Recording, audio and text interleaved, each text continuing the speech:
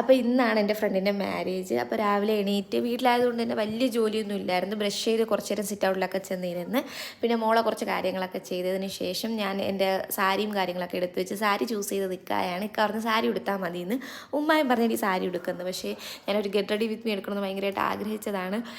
സാരി ഉടുക്കുന്നതിൻ്റെ ജ്ഞാനം കൊണ്ടാണെന്ന് തോന്നുന്നു. എനിക്ക് ഭയങ്കര അറിവാണ് സാരി ഉടുക്കുക. അതുകൊണ്ട് തന്നെ ഒരു 1-2 മണിക്കൂറോളം ഞാൻ അതിൽ തന്നെ വേസ്റ്റ് ചെയ്തിട്ടുണ്ടായിരുന്നു.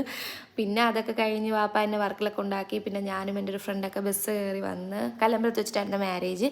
പിന്നെ കല്ലമ്പലത്ത് നിന്ന് ഒരു ഓട്ടോയിലാണ് ഞങ്ങൾ കൺവെൻഷൻ സെൻറ്ററിൽ ചെന്നത്. പിന്നെ നമ്മൾ ബ്രൈഡിനെയൊക്കെ കണ്ട് താലികെട്ടൊക്കെ കണ്ട് ഞങ്ങൾ കുറേ കാര്യങ്ങൾ ഷെയർ ചെയ്ത് പുതിയതും പഴയതുമായിട്ടുള്ള ഞങ്ങൾ ഫ്രണ്ട്സുമായിട്ട് കുറേ ടൈം സ്പെൻഡ് ചെയ്യാൻ പറ്റി. അതൊക്കെ കഴിഞ്ഞ് പിന്നെ ഞങ്ങൾ നേരെ സദ്യ കഴിക്കാൻ പോയി. നല്ല അടിപൊളി സദ്യയായിരുന്നു. പരിപ്പും പപ്പടവും ഒക്കെ കൂട്ടി ചോറും നല്ല ബോളിയും പായസവും പഴവും അടപ്രഥമനൊക്കെ കൂട്ടി കഴിച്ച് പിന്നെ എല്ലാവരുടെ അടുത്തും ടാറ്റാ ബൈ ബൈ ഒക്കെ പറഞ്ഞ് നേരെ ബസ് കയറി നടന്ന് വീട്ടിലോട്ട് വന്നപ്പോൾ നല്ലൊരു